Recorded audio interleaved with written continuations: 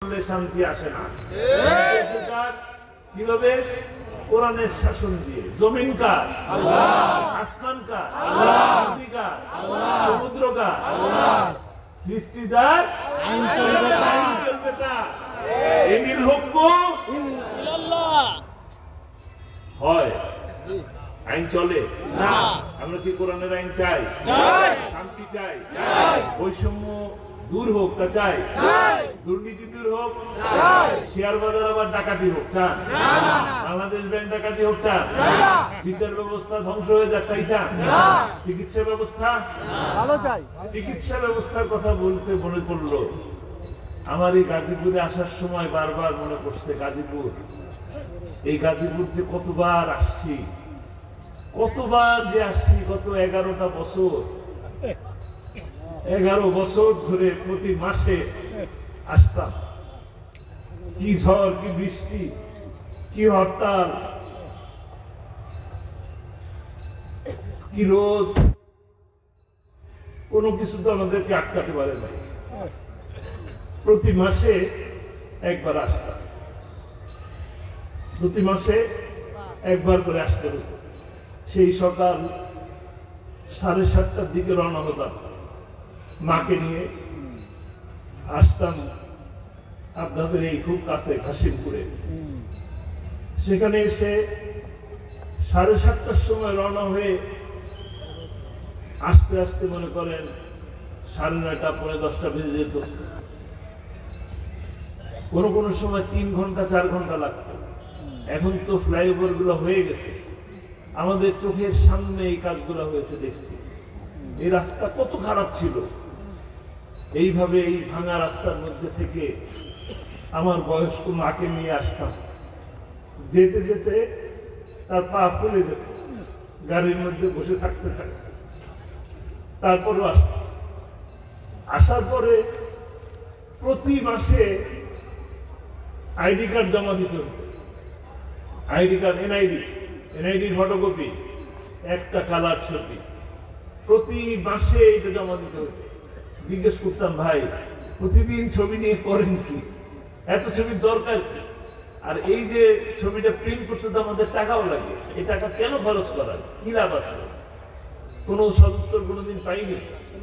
বৃষ্টি বলেন, রোদ বলেন, 9টা 9:30টার সময় আসার পরেও 2টা ঘন্টা 2.5 ঘন্টা কোনো কারণ ছাড়া দাঁড়ায় থাকতাম।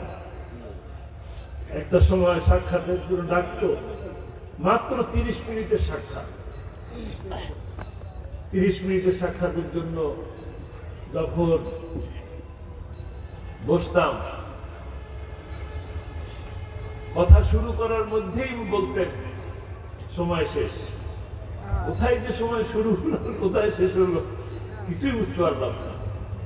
প্রতিবার সাক্ষাতের শেষে ফেরার সময় মনে করতাম যে আগামী সাক্ষাতে ঘড়ি দেখে নিব, 30 মিনিট দেয় কি দেয় না এইটা অবশ্যই পরীক্ষা করতে হবে। কিন্তু প্রতিবারই গেটের মধ্যে ঢোকার পরে আব্বার চেহারা দেখা তো ঘটেছিলাম।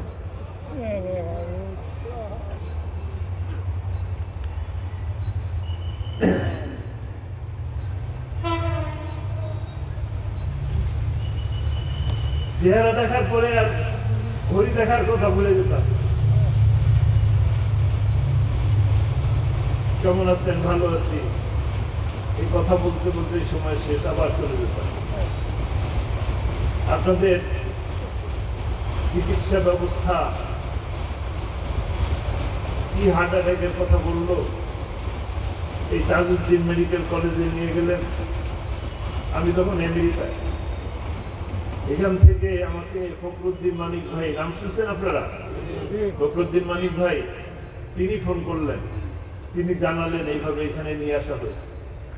এরপরে এখান থেকে উন্নত চিকিৎসার জন্য ঢাকায় নিয়ে যাওয়া হচ্ছে। কোন হাসপাতালে নিচ্ছে কেউ জানে না। কেউ যাচ্ছে সরওয়ার্দীতে, কেউ যাচ্ছে পিজিতে, কেউ যাচ্ছে ঢাকা মেডিকেলে। একটা সময় জানা গেল যে ওনাকে পিজি হাসপাতালে নিয়ে আসা হয়েছে। পিজি হাসপাতালের দৃশ্যটা আপনারা সকলেই দেখছে, লাখো মানুষের উপস্থিতি, সকলকে কি সুন্দর করে একটি সালাম দিলেন।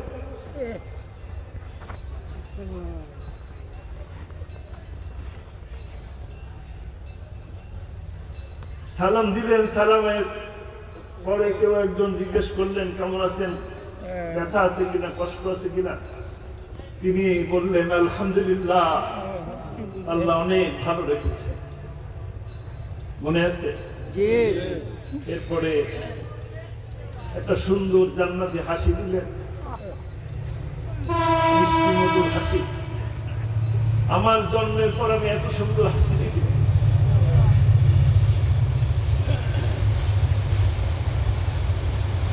আমি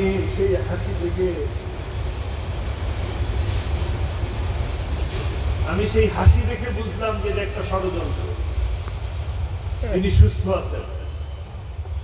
আমি সাথে সাথেই আমেরিকার সমস্ত প্রোগ্রাম ক্যান্সেল করে এয়ারপোর্টের উদ্দেশ্যে রওনা হলাম।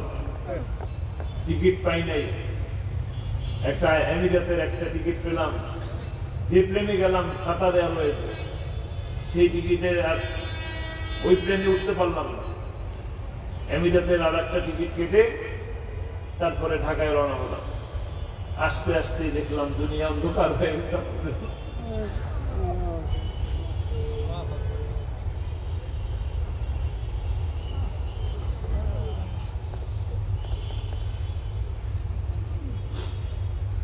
আপনাদের প্রিয় কোরআনের পাখি দুনিয়ার নাই, একটু সুন্দর হাসি দিয়ে দুনিয়া থেকে চলে গেছে।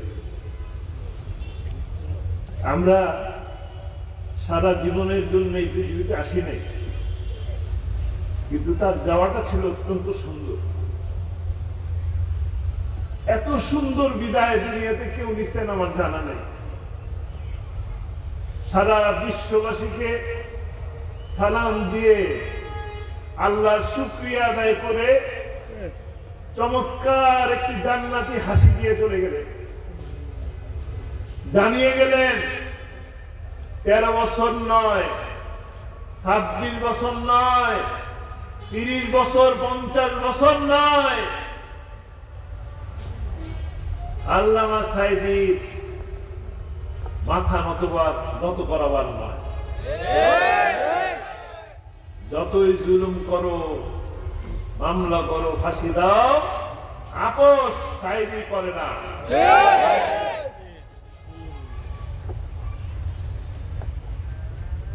সমস্ত কাজ একমাত্র আল্লাহর খুশির জন্য, সমস্ত কর্ম এক আল্লাহকে খুশি করার জন্য। কোরআনের দাওয়াত দেওয়া কোনো অপরাধ না। কোরআনের দাওয়াত দেওয়া যদি কোনো অপরাধ হয়, তবে আল্লামা সাঈদী বলেছেন 1000 বার ফাঁসির মঞ্চে যাওয়ার জন্য প্রস্তুত আছে। ফাঁসির দড়ি আল্লামা সাঈদীর জুতার ফিতা ছিল। 28শে ফেব্রুয়ারিতে ফাঁসির রায় দেওয়া হয়েছিল, মনে আছে না? কোন লাভ হয়েছে? কোরআন প্রেমিক জনতা, ইসলাম প্রিয় বাংলাদেশি ভাইরা আল্লামা সাঈদীর ফাঁসির রায়কে মেনে নেয় নাই।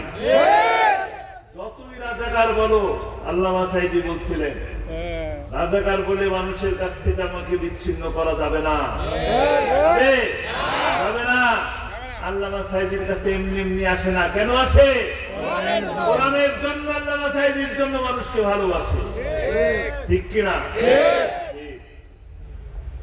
আল্লাহু আকবার।